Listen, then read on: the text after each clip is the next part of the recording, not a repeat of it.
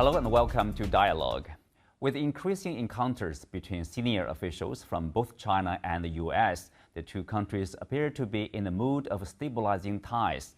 Still, with little change in U.S. strategy toward China, how much progress should we expect? What is the direction of China-U.S. ties, and what should be done to stabilize and even improve the world's most critical relationship? During the first half of our discussion, I will be sitting with Da Wei, Chair of the Center for International Strategy and Security at Tsinghua University. And later on, I will also talk with Paal Douglas H., Distinguished Fellow at the Carnegie Endowment for International Peace. That's our topic. I'm Xu Qinduo.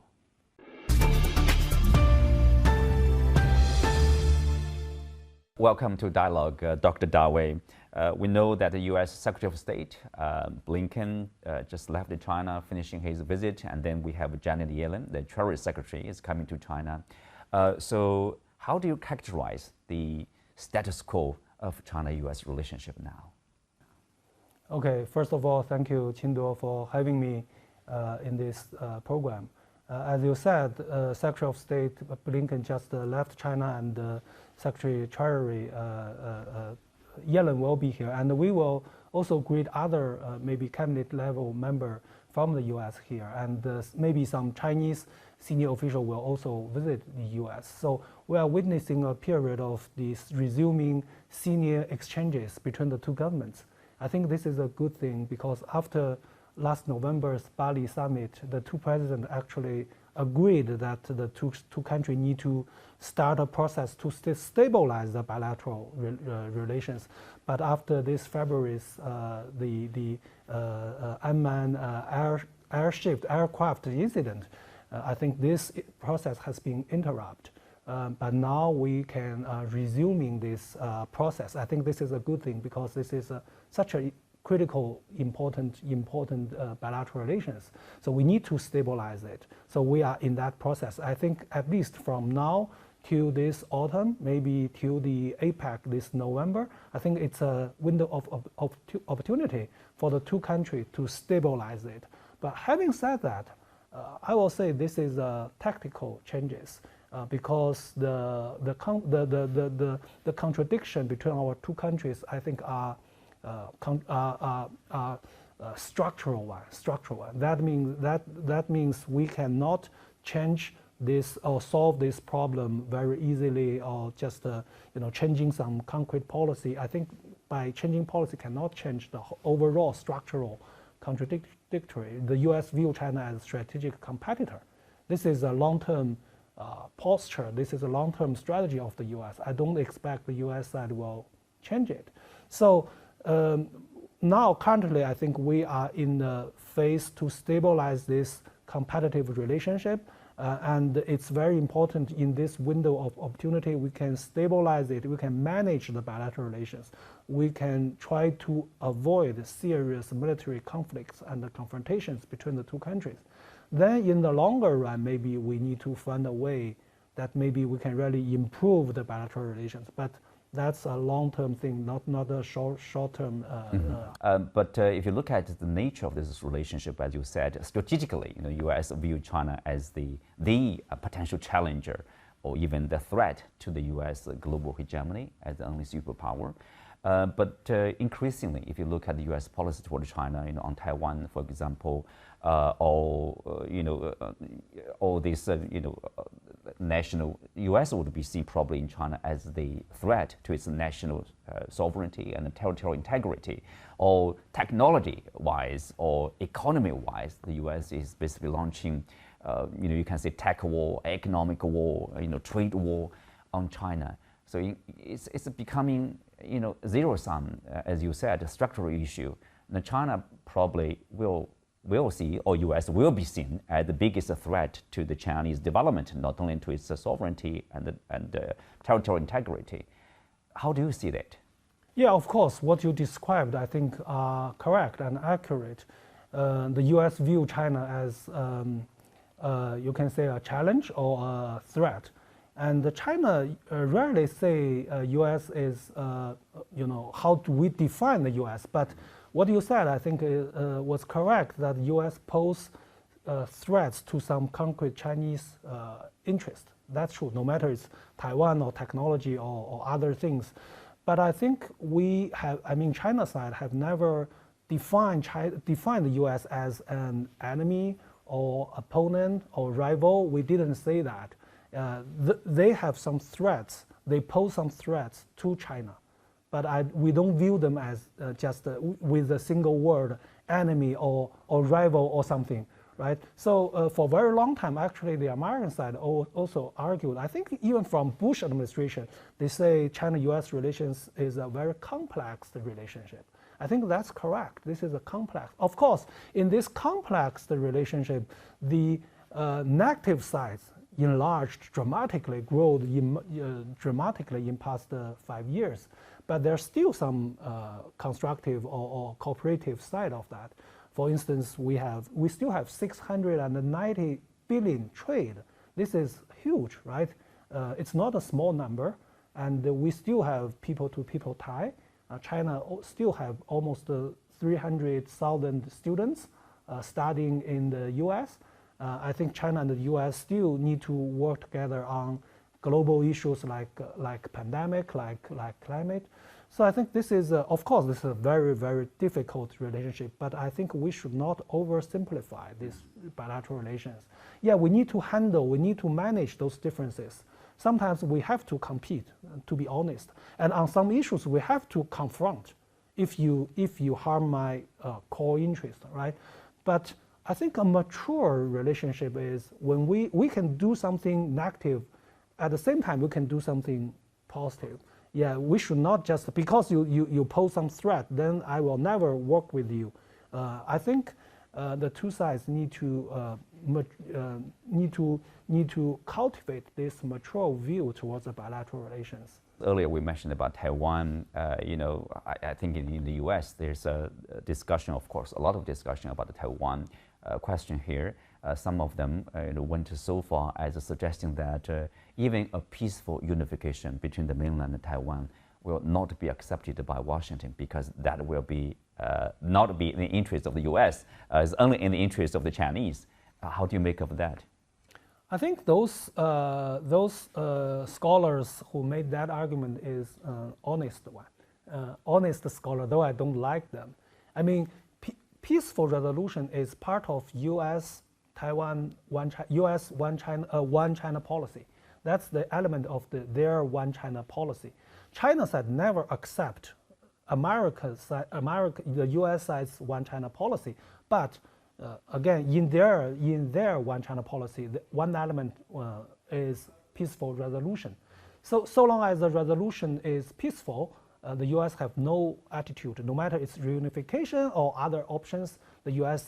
basically say it's okay, so long as it's peaceful. But as you said, in recent years, more and more people are talking about, our goal. I mean, the American side's goal is to prevent the two sides across the strait to reunify, no matter it's peaceful or not, with other means. That reflects a worrisome tendency in the U.S. strategic, community. But I think it's inconsistent with Americans' one China policy. Again, we don't agree with that policy. But if that's a U.S. official policy, I hope at least the U.S. side need to adhere to their own policy, their declared policy. Mm-hmm. And if they don't? If they don't, that will, of course, if they say even peaceful reunification is not acceptable, I think that's a further hollowing up of their one China policy. That will make China side feel very, very, of course, we don't like it. And it could sending wrong signal. I think this is very important. Sending wrong signal to the pro-independent, factors, forces in Taiwan. So that's very dangerous. So of course, I don't think the situation across the strait will change dramatically just by changing our wording from the U.S. side. I don't think so. But step by step, gradually, if you continue to sending this kind of wrong signals to Taiwan, I think sooner or later we will, face a very difficult, very, very dangerous situation in Taiwan. And that's not in the U.S. interest. And the U.S. no, I think the American side, American colleagues understand this is very well, that China's red line is clear, and China's position is clear, and I don't think they doubt China's resolution to Taiwan issue and how sensitive this issue is. I think they are very clear.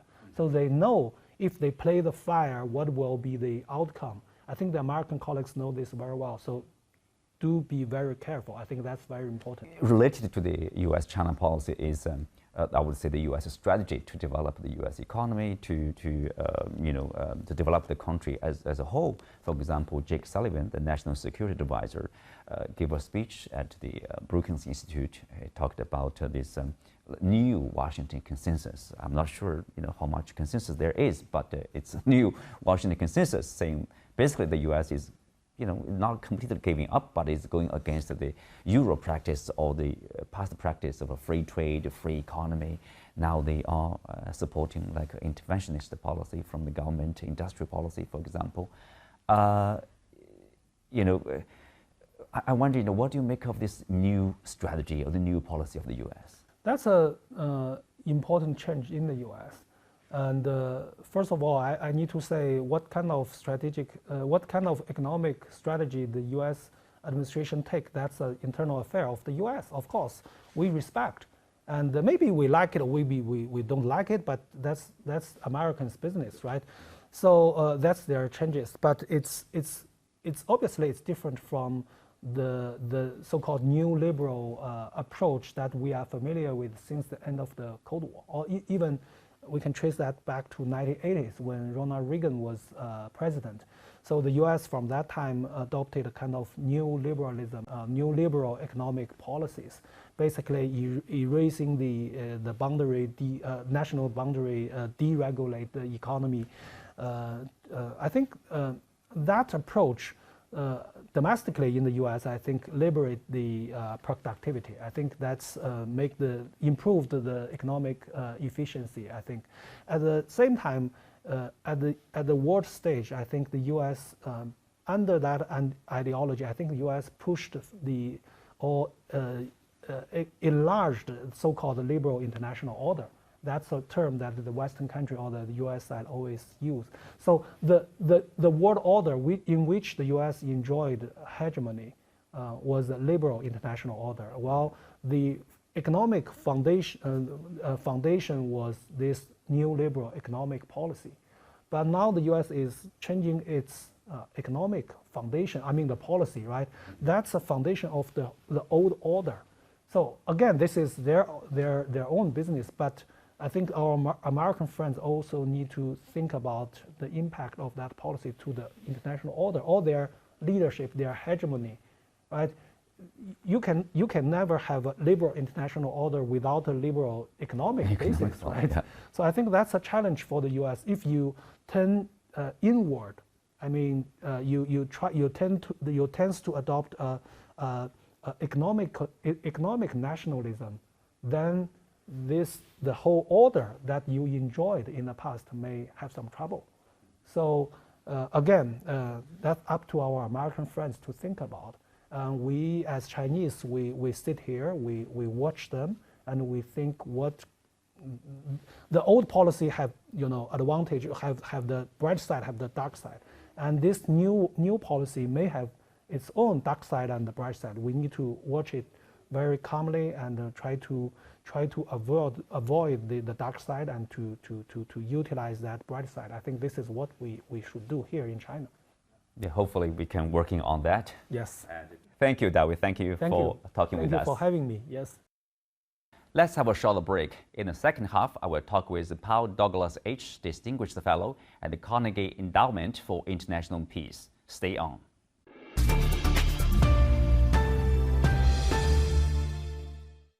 Welcome to Dialogue, Mr. Douglas. With this frequent and more visits among the senior level officials, how do you describe the current relationship between China and the U.S.? Well, I mean, there are many ways to describe it. One is that they're searching for the bottom.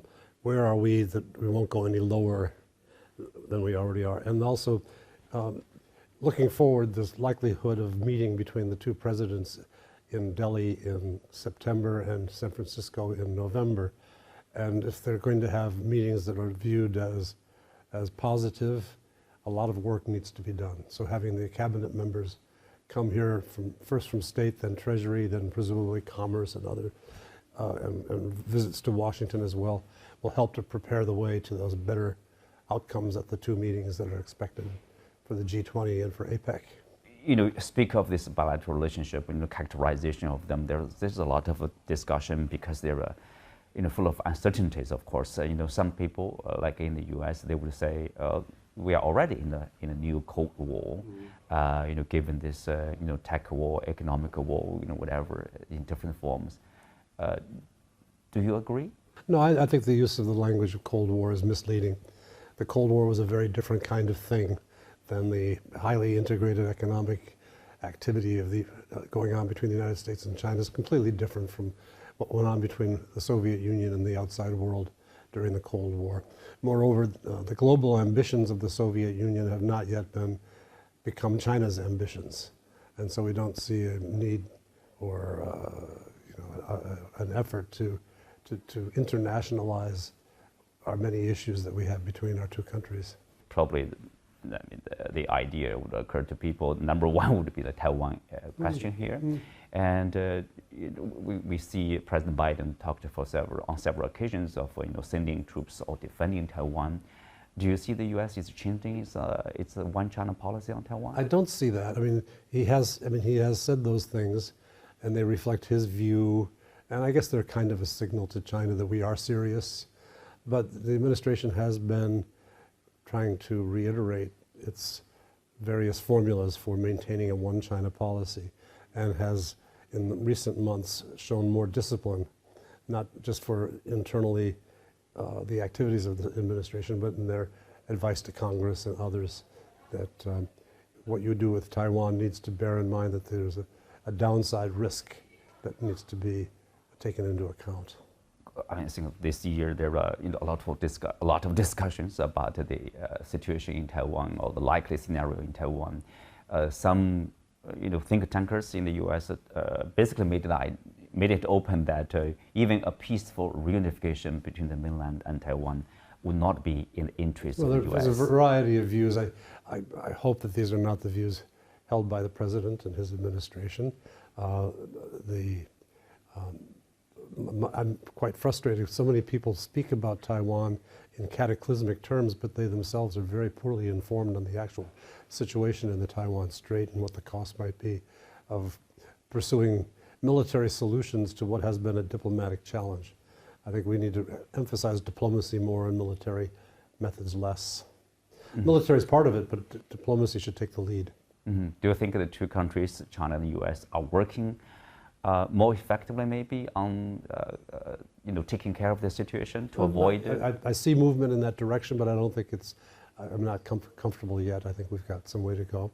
And Taiwan is going to go into elections, and there'll be sensitive issues touched on in those elections. And we'll have our own elections, and there'll be sensitive issues touched on there.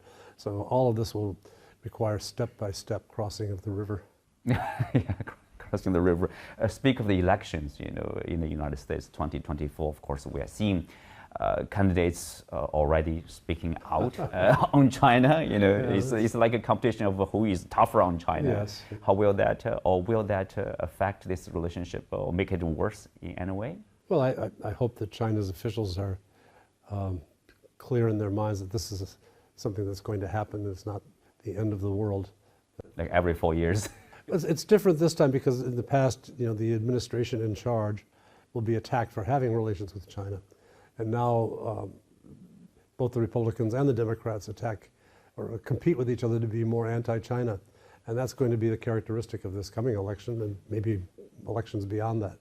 But, you know, that's something that professional diplomats and wise, far-seeing statesmen can fix, can manage and use clever means to avoid a conflict as a result. In terms of U.S. policy on China, we see recently the U.S. basically switched from decoupling to de-risking, at least in rhetoric. What's the difference between decoupling and de-risking? Well, I think the intention in changing the rhetorical characterization is to be less viewed as trying to impose Cold War kind of containment on China. The U.S., and it's quite traditional, every country has been unwilling to transfer technologies or capabilities to potential rivals or enemies. And so it's natural you protect a few technologies, and they've now announced they're going to protect some of these newest technologies in the semiconductor and the artificial intelligence and other related fields that may have military application.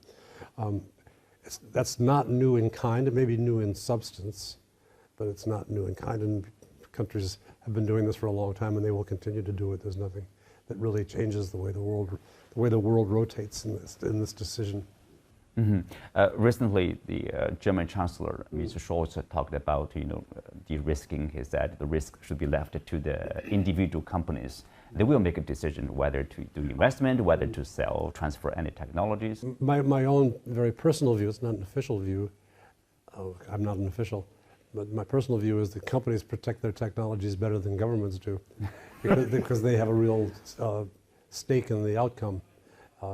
Certainly my experience in Taiwan with CGTN, Taiwan Semiconductor Manufacturing Company, was that they were very, very good at protecting their own intellectual property. And I think they still are, and probably more effective than bureaucrats in Washington will be, because bureaucrats in Washington and politicians will always be unable to know what the cutting edge of technology is. That's not their business. It belongs to in the corporate world. Former Chinese ambassador to the U.S., Cui Tiankai, the other days, talking about whether there's will or there's a lack of will to improve or to stabilize the ties between the two countries. You mentioned about the leadership role. Do you think there's a desire, from the leadership to stabilize or improve the ties, or mend the ties? I don't know. I mean, President Biden, when he was vice president, invested 10 days traveling around China with President Xi and hosting President Xi in the United States on a separate trip. And so I think he doesn't have a particularly angry attitude or a nasty attitude toward China. He's dealing with these issues from a position of the top leadership. You have to take all sorts of things into consideration. So I wouldn't characterize him as having a bad attitude toward China. But he's going to have to be realistic. To be realistic about with things that we like and things we don't like, things that work and things that don't work, threats that come up and don't get managed, we have to deal with. You have to prepare to counter those threats. But when you don't have a threat, you can do a lot of cooperation. Some speak of that. Some say the U.S.-China relationship, is having a problem. They call it a structural problem. Like one status quo power, there's a rising power. I'm familiar with the argument. Go ahead. Yeah, and what do you make of that? Is there any way for them to coexist peacefully? Well, certainly there's a way to coexist peacefully if there's a will to coexist. We're going through a transition it's not in the hands of a Chinese leader or an American leader to shape the way the entire world looks in a few years. The old bipolar world of Soviet Union versus the West led by the U.S. is not there anymore. The temporary unipolar world is over with, and we're now in a much more fluid and messy period when there'll be lots of coalitions of the willing and free-form affiliations, state with state and region with region, to deal with emerging challenges, whether they're scientific or medical or military. Of course, we are also seeing the U.S. changing. For example, the National Security Advisor, Mr. Sullivan, talked about the new Washington Consensus. Basically, it seems like the U.S. is going against, not completely, free trade, free market. That was something of what Mr. Trump did to get votes in certain parts of the U.S., and President Biden is competing for those same votes, and he's using some of the same tactics. I personally believe they're short-sighted and are not comprehensive enough approaches to deal with the challenges we face as a country with a maturing economy, the fourth industrial revolution, the decline of traditional industries and the like. Politicians are comfortable going for the policies that worked in the past, but they may not be the policies that work in the future. What will be the effects, I mean, in terms of globally, of course, beyond the U.S., Well, for if you example? have a frustrated United States, could be very difficult for its trading partners. Right now, Europeans are complaining that the Biden Inflation Reduction Act is really an act to subsidize and to permit Buy American policies, which are excluding foreign competition from the markets for those Buy American policies in investment, in infrastructure, energy, things like that.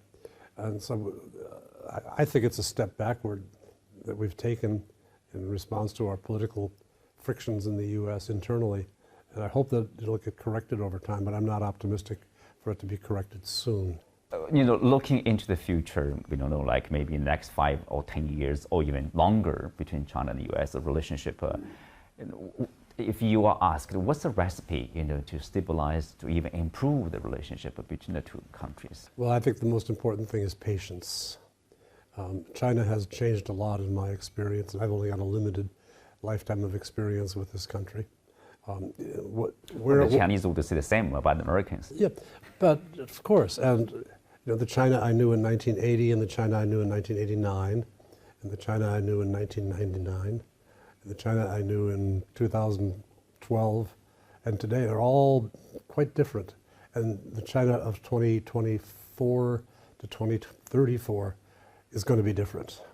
And so we shouldn't make final decisions about our future on the basis of where we are now, but try to shape the outcome to see if we can get a better basis for stability and perhaps cooperation in the years ahead. But what we're unhappy with today may be different tomorrow, so don't make final decisions today that you can postpone until tomorrow. But there's something probably people say we can be sure of. There's a need for these two countries to work together, for example, I think climate that change. you can make a very strong artificial case for intelligence, all those yeah. subjects, yes. But do you think there's a desire on both sides to work in that? Well, there's a desire to work, but there's also a fear of exposure to risks that may come with that desire for cooperation.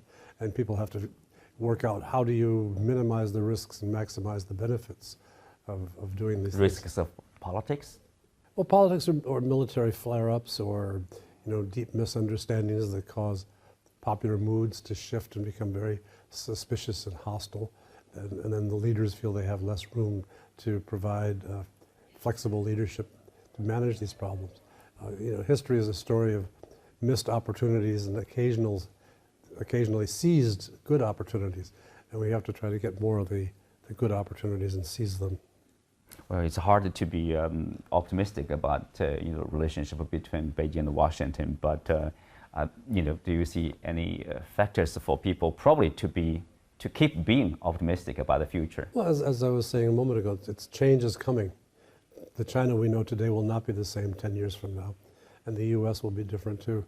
So let's just keep things going and not destroy each other in the hopes that we can condition the outcome so that a decade or so from now we have a better basis for peaceful coexistence. Peaceful coexistence. Thank you, Mr. Douglas. Thank you for talking with us.